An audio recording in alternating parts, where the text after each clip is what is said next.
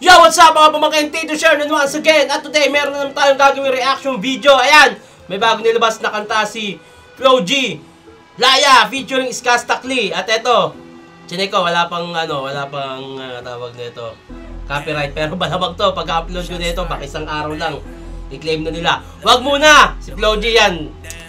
Medyo matagal, matagal mag-claim yun eh. Ewan ko lang ngayon ha. Flo G, wag mo munang i-claim to. Please lang, kahit mga 1 linggo lang. Pakitain mo lang ako, ha? December ngayon. So ayun, bago ang lahat, maraming salamat syempre sa Fubu. Yan, thank you Fubu Manila. Etong cup kasi, hindi ko na ito binibenta. Meron akong ito, ano to? Champion 2x2 3 cup. Yung nag-champion kami sa flip top. Binibenta ko siya dati, pero ngayon kasi ilang pieces na lang ang meron ako, parang mga 50 pieces na lang ata to, at hindi ko na siya binibenta. May mga solid fan ang Team SM na nagtatanong pa rin nito, at binibenta ko na lang sa kanila to. Hindi ko na binibenta public, kaya yon. Limited edition lang to. Bubu, maraming salamat syempre sa mga tropang Floating, Hypebeat, Black Manila, Real Jokes, Rapid Rap Hip Hop Floating, yun, yung Pulo Rap Battle League. Yun, sa mga gusto sumalang, PM lang kayo sa page. Yan, nasa description yung link. At huwag na natin patagalin to. Yun. Flo G, Laya, featuring Skaz Takli, 723 views, 1,000 views. Puta, isang araw pa lang yan. Let's go!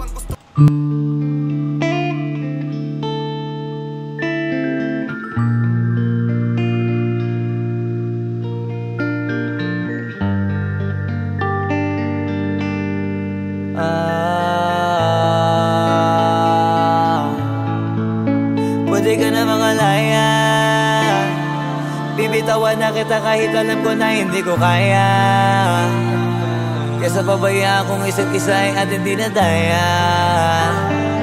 Di na ipipilit kahit alam ko na nakakahinayang, kasi di na maligaya. Unti-unti ko nang tinatanggap, siguro nga dito na rin natatapos ang lahat. Ayaw ko na rin pilitin ka na makisama.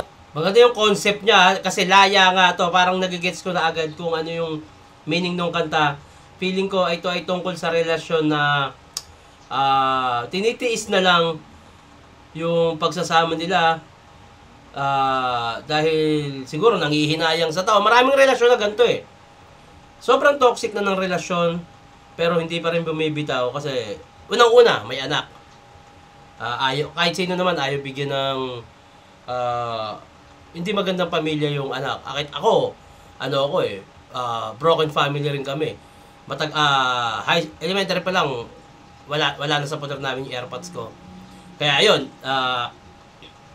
maraming relasyon ngayon, kahit dati pa na parang tinitiis yung relasyon kasi may anak, dahil sa pinagsamahan, kahit sobrang toxic na. Pero para sa akin, wag mo nang kung kaya tiisin, kasi ang pagmamahal naman ay sakripisyo. Pero mas maiging kung sobrang toxic na, itas sa mental health mo, di na nakakatulong sa puso mo, hindi ka na masaya. Alam mo yun, siguro kailangan nyo nang palayain yung isa't isa. At kung sakaling gumaan yung pakiramdam nyo parehas, hindi kayo makahanap ng pag-ibig na iniwan nyo, katulad nung iniwan nyo, baka yung pa rin talaga ang dapat mong balikan. Anyway, ayun, Laya. Feeling ko ito yung meaning ng kanta. Yung toxic na yun, pinahayaang maging malaya, kaya na sila nasa kulungan. At props dun sa editing ng video, yung parang may slow mo, ang ganda nun. Sa akin nakakawalang gana, di mo pa ba yan nakutuban, di ba tamang inala ka? Ayun na, parang nagdo-double yung na, pag nag-i-slow mo.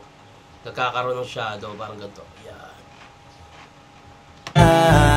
Sino sa atin may mali kung ako o sige, pero sana tanggapin mo pareho lang tayong dalawa nakasakit. Tapos kung may mali ako, sige, okay. Kung may mali ako, pero tanggapin mo parehas tayo nakasakit. Unang-una sa relasyon ha, tangina, pinaglaban ko na to nung laban namin ni Luxoria. Nasabi ko na yung mga part ng lalaki, no? Sa relasyon, hindi laging lalaki lang ang dapat umunawa, magmahal, magbigay. Dalawa kayo dyan. Kaya nga love is the giving and sharing of two hearts together eh. Hindi mabubuo ang relasyon ng lalaki lang, hindi mabubuo ang relasyon ng babae lang. Alam mo yun? Dalawa dapat kayo. Kung ikaw, nilalambing ka, paglambing ka. Huwag mo ikatwira na, hindi gusto ko sanay tangina ka. Tapos parang gusto mo lang sa'kin i-DL. Ito ang epekto nito, nagka-depekto na tayo. Mahirap na lang tanggapin, di makukumpleto ang kwentong perfecto kung walang DL. Pwede ka na makalaya, bibitawan na kita kahit alam ko na hindi ko kaya. Kesa pabayaan kung isa't isa yung ating dinadaya. Di na ipipilit kahit alam ko na nakakahinaya, kasi di na maligaya. Tama nga ako. Which is yung kantang to ay may katwiran din. But kailangan palayaan mo na rin kaysa naman hindi na kayo masaya. Alam mo yun? Pero ito ay hindi naman sa lahat ng relasyon ma-apply ito. Kung kaya nyo tiisin pa rin yung hindi magandang nangyari sa relasyon nyo, good pa rin yan. Para sa inyo pa rin yan. Pero may mga relasyon na kailangan to Kailangan to. Kailangan marinig to ng ibang relasyon. Lalo na yung part na yung isang partner nakakaisip na gumawa ng hindi maganda sa sarili. Ito na yun. Ito yung kanta para sa'yo. Kung nakakapag-isip, pumapasok na sa utak mo na baka gawa ng hindi maganda dahil sa relasyon na toxic, pakinggan mo to. Malaking bagay. Pwede ka na makalaya, bibitawan na kita kahit alam ko na hindi ko kaya. Kesa pabayaan kung isa't isa yung ating dinadaya. Di na ipipilit kahit alam ko na nakakahinaya, kasi di na maligaya. Shots, unti-unti ko nang tinatanggap. Na ganun lang nawasak ka lahat. Di ko na pangatawanan na hindi kita iiwan. Kaso lang hindi na kita kayang samahan pa dyan sa kadiliman. Damn! Tangina, no?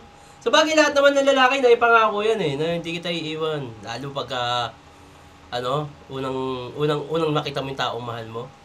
Kaso yun nga, pag tumagal, no? Tangina. Ang sakit nung sinabi niya, hindi na kita kaya samahan dyan sa kadiliman. Ang dark ng love story. Pinagpapasalamat ko pa rin yung mga araw at gabi na naging sa'kin ka. Wala tayong magagawa, di tayo aandar kung meron kang palyadong makina. Wala tayong magagawa kung hindi aandar kung meron mang palyadong makina. Ibig sabihin niya, kung baga sa sasakyan, huwag lang ipilit yung makina kung talagang sakit sa ulo. Kung baga, may marami na sakit ng ulo yung kotse, di ba? Benta mo na. Pero maraming, kumbaga sa kotse, yung iba hindi binibenta yan kasi memorable. Alam mo yun? Para sa relasyon. Diba? Ayun yung pinakamagandang memorabilia sa buhay natin. Kaso, ganun talaga Kaysa naman lokohin ko sarili kong ayusin ang mga bagay na sira na. Paano pa tayo gagana? Parehas na tayong hindi na maligaya. Huwag mo ngang isisi sa akin ang lahat kung bakit ba sa atin ay nangyari to.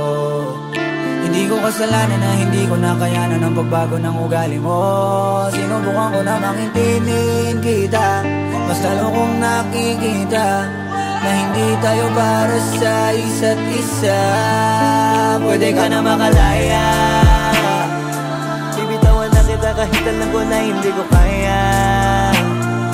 Kesa pabayaan kung isa't isa yung ating dinadaya. Di na ipipilit kahit alam ko na nakakahinaya, kasi di na maligaya. Pwede ka na makalaya, bibitawan na kita kahit alam ko na hindi ko kaya. Kesa pabayaan kung isa't isa yung ating dinadaya. Di na ipipilit kahit alam ko na nakakahinaya, kasi di na maligaya.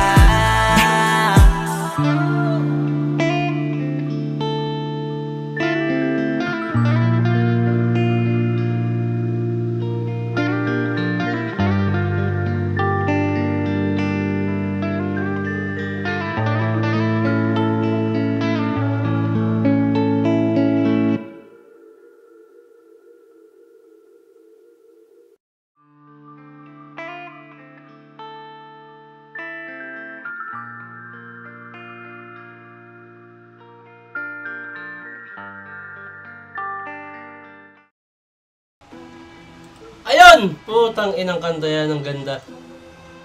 Grabe yung kantang yun. Simple. Yung istorya kasi, alam mo yun?